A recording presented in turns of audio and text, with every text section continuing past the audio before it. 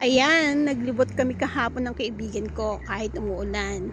At eto, may nakita kaming bagong restaurant, Filipino restaurant sa Jordan. That is Badanyas Restaurant. Wow, so yummy ang kanilang beef sinigang.